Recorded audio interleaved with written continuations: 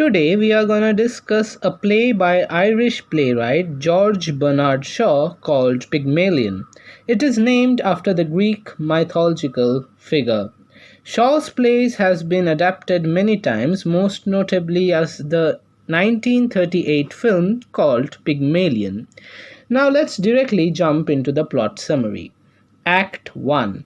A group of people are sheltering from the rain. Among them are the Ansford Hills, superficial social climbers eking out a living in gentle poverty.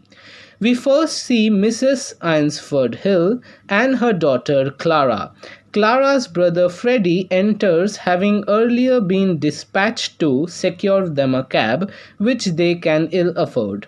But being rather timid and faint hearted, he has failed to do so. As he goes off once again to find a cab, he bumps into a flower girl, Eliza Dolittle. Her flower drops into the mud of Convent Garden, the flowers she needs to survive in her poverty stricken world. They are soon joined by a gentleman called Colonel Pickering. While Eliza tries to sell flowers to the colonel, a bystander informs her that another man is writing down everything she says. This man is Henry Higgins, a linguist and phonetician. Eliza worries that Higgins is a police officer and will not calm down until Higgins introduces himself. It soon becomes apparent that he and Colonel Pickering have a shared interest in phonetics and an intense mutual admiration. Indeed, Pickering has come from India specially to meet Higgins, and Higgins was planning to go to India to meet Pickering. Higgins tells Pickering that he could pass off the flower girl as a duchess merely by teaching her to speak properly. These words of bravado spark an interest in Eliza, who would love to make changes in her life and become more mannerly, even though to her it only means working in a flower shop. At the end of the act, Freddie returns after finding a taxi, only to find his mother and sister have gone and left him with the cab. The streetwise Eliza takes the cab from him, using the money that Higgins tossed to her, leaving him on his own. Now begins Act 2. Act 2 begins at Higgins' house the next day. As Higgins demonstrates his phonetics to Pickering, the housekeeper, Mrs. Pierce, tells him that a young girl wants to see him. Eliza has shown up because she wants to talk like a lady in a flower shop. She tells Higgins that she will pay for lessons.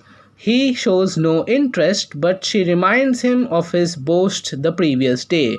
He had claimed that he could pass her off as a duchess. Pickering makes a bet with him on his claim and says that he will pay for her lessons if Higgins succeeds. She is sent off to have a bath.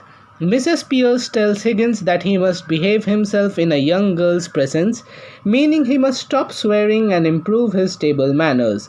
But he is at a loss to understand why she should find fault with him. Alfred Dolittle, Eliza's father, appears with the sole purpose of getting money out of Higgins, having no paternal interest in his daughter's welfare. He requests and received £5 in compensation for the loss of Eliza, although Higgins, much amused by Dolittle's approach to morality, is tempted to pay 10. Dolittle refuses. He sees himself as a member of the undeserving poor and means to go on being undeserving. With his intelligent mind untamed by education, he has an eccentric view of life. He is also aggressive, and Eliza on her turn sticks her tongue out at him. He goes to hit her, but Pickering prevents him. The scene ends with Higgins telling Pickering that they really have a difficult job on their hands. With this, Act 2 comes to an end. Act 3 at Mrs. Higgins' drawing room. Higgins bursts in and tells his mother he has picked up a common flower girl whom he has been teaching. Mrs. Higgins is unimpressed with her son's attempts to win her approval because it is her at-home day and she is entertaining visitors. The visitors are the Ainsford Hills. When they arrive, Higgins is rude to them. Eliza enters and soon falls into talking about the weather and her family. While she is now able to speak in beautifully modulated tones, the substance of what she says remains unchanged from the gutter. She confides her suspicions that her aunt was killed by relatives, mentions that gin had been mother's milk to her aunt, and that Eliza's own father was always more agreeable when he had a drop in. Higgins passes off her remarks as the new small talk, and Freddie is enraptured by Eliza. When she is leaving, he asks her if she is going to walk across the park, to which she replies, "Walk? Not bloody likely."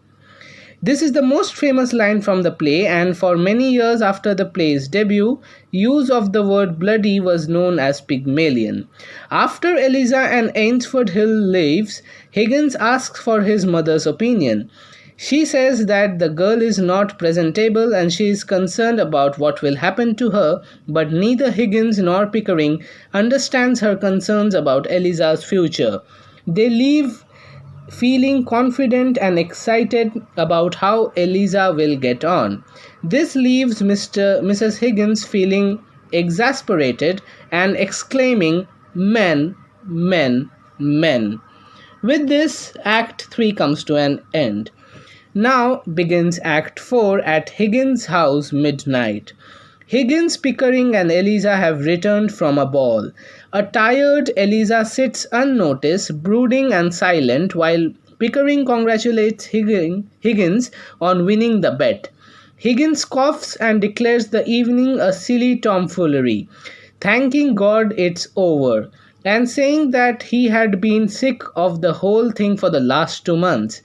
Still barely acknowledging Eliza beyond asking her to leave a note for Mrs. Pierce regarding coffee, the two retire to bed. Higgins soon returns to the room looking for his slippers, and Eliza throws them at him.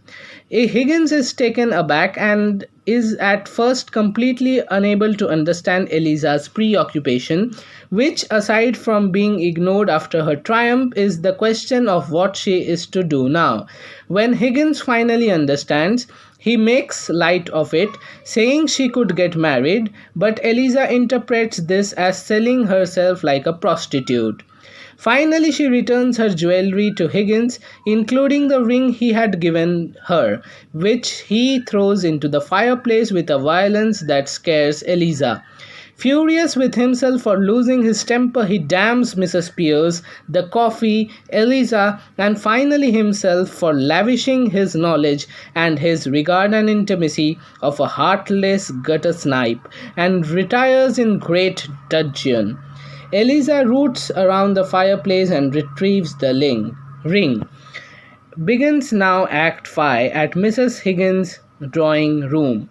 The next morning, Higgins and Pickering, perturbed by discovering that Eliza has walked out on them, call on a Miss Higgins' phone to police.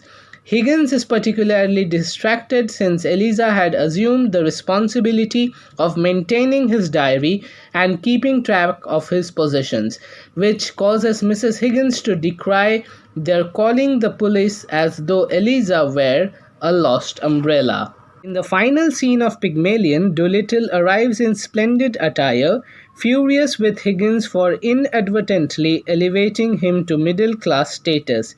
Eliza, now self-assured, throws Higgins' insults back at him, acknowledging Pickering's influence in her transformation.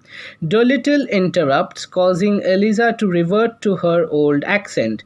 Higgins celebrates his victory, but Eliza refuses to return to him, choosing to marry Freddie instead. Higgins tries to assert his dominance, but Eliza realizes her power over him.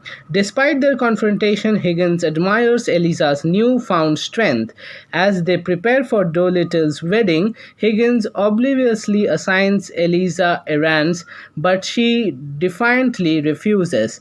The play ends with Higgins laughing at the idea of Eliza marrying Freddie.